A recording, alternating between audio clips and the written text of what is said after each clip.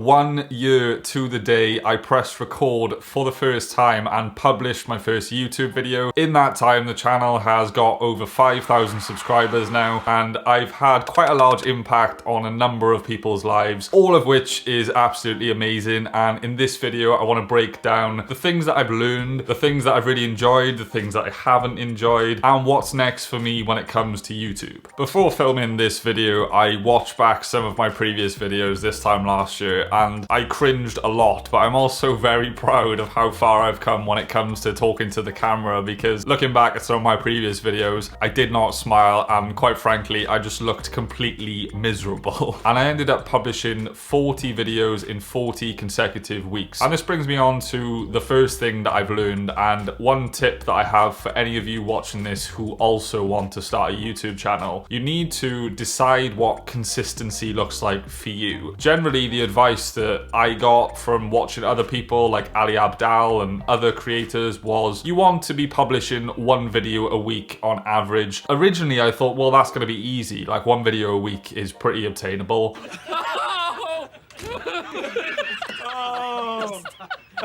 I did 40 weeks in a row and found that, to be honest, I'd burnt myself out, which you'll notice on my channel in November and December. I kind of stopped publishing as much, even if it's like publishing every other week or every month. That is a lot better than doing every single week or twice a week for a short period of time and then burning out and not posting, pretty much like I did last year. Okay, while we're on the subject of things that I've learned, I've also learned that it's very difficult to build an audience when you're talking about a bunch of different things. When I started this channel, I was talking about civil service interviewing because I felt like I could offer my experience and I felt like I could do it really well. Those videos have done tremendously well, and the majority of people probably come to my channel for those videos. However, this makes it quite difficult to make content about other things that I'm interested in. So this is just something that you need to think about when you're starting out. When it comes to building your audience and growing your channel, one thing that I also found that worked is to find big trending video ideas. I'm a bit of a nerd and I really like tech and gadgets, and you'll notice here that my desk setup is quite fancy. So I used to really enjoy watching productivity desk setup videos. And I thought, right, I'm gonna make a video about that. And I spent so long making that video, doing the B-roll, doing slow-mo stuff. And the video did really, really well. It's got like over 100,000 views, and it's by far the most viewed video on my channel. And my advice here is identify those videos that you think could do well, and then put a lot of effort into them, because if they're good and engaging, the algorithm will push you and you'll hopefully get a lot of views,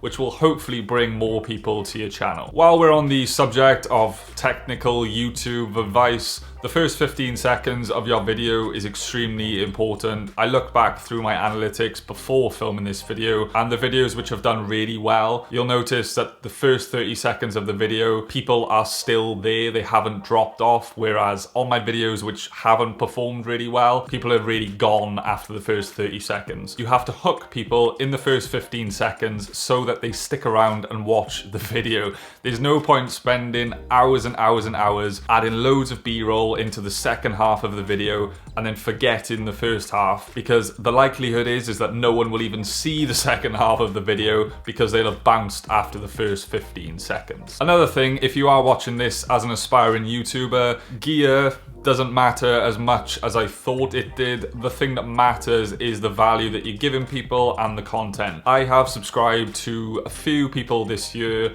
who are extremely knowledgeable in what they do, and they literally film themselves with an iPhone with terrible audio quality. I would recommend improving your audio quality first, but my big recommendation for you here is don't wait to get started to buy a fancy camera and stuff like that. Just get started creating, start small, and then work your way up. So those are my bits of advice for practical YouTube knowledge. If you're an aspiring YouTuber watching this, you can hopefully take some value from them. But I guess the main thing I've learned is that I've learned so many skills from YouTube. Like, my public speaking has improved, improved. My tech knowledge with editing and Photoshop and making thumbnails and design, all of that has improved. And it's given me such a better understanding of how people make money online. I never really understood email newsletters and websites and all of these options for people making money in the creator economy. Okay, so quickly we're going to touch on my favorite part of YouTube, and then we're going to do my least favorite part, and then we're going to wrap up the video with what is next for me on YouTube. So my favorite part of YouTube, hands down, is those meaningful comments, emails, interactions that I've had with people. Those interactions are the things that I remember the most, and I've made a few videos, such as all of my civil service videos. I've had hundreds, yeah, probably hundreds of messages from people saying, Jack, your videos helped me get a job and now I'm on such a better path, and like that stuff never gets old. Like, you can have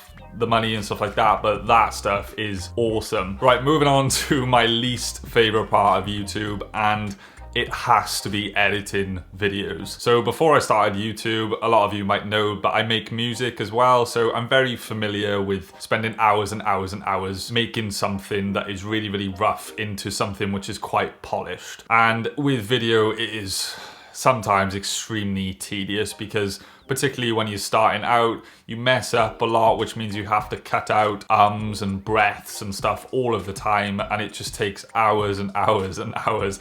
I would love nothing more than to film these videos, come up with the idea in my head, film it for half an hour, bang all the files to an editor, and then have them piece it all together. That would be absolutely amazing, but unfortunately I'm not at that level. I still need to edit my videos, and I still do edit my videos, and that is quite a learning curve, getting used to color grading and sound and setting up lighting and stuff like that. Another thing that I've just thought of is that you can have the best video idea in the world. You know, it can be really creative, it can be shot super well, your speaking can be on point, but if your title and your thumbnail don't cause someone to just click it and have a look, it's not going to get any views. And you have to almost play that game of having a really, not clickbait, but really, really clickable title, as well as a compelling thumbnail. There's a lot that goes into it. You can't just have this really, really good video and just expect people to watch it. You have to play the game. And that is not one of my favorite things, because sometimes I just want to just give people a valuable lesson, but maybe it doesn't tie into a catchy title or a thumbnail. So that's one thing that you have to get used to as well. Okay, to wrap up this video, I'm going to talk a little bit about what is next for me on YouTube. And this is something that I've been asking myself a lot, really, because I'm not sure. I really enjoy YouTube as a platform, and I like sharing my lessons, I guess, with people. I like giving people value. But at the moment, I'm at this crossroads where I'm not sure what videos I want to make. I've dabbled around with vlogs and more educational type content, and I want to get to a stage where I just have like my own thing on my channel. But unfortunately at the moment I haven't quite come across it. I'm really, really interested in crypto. That's what I do probably the majority of the time outside of work, and that doesn't really fit in with this channel, so I might need to make a new channel or a newsletter or something like that. I'm not sure is the answer, but I guess what I am sure of is that whenever I think of valuable ideas, I will be sharing them on this channel. If I do decide to build something in crypto, maybe I could document it on this channel, like how I'm building this thing in crypto. Do you get what I mean? So hopefully people can follow my journey and my life and see things as I'm doing them. But I'd be very interested if you guys had any opinions. Maybe you've watched me for the last year or so, you really enjoyed a certain type of video, you want to hear more about certain things,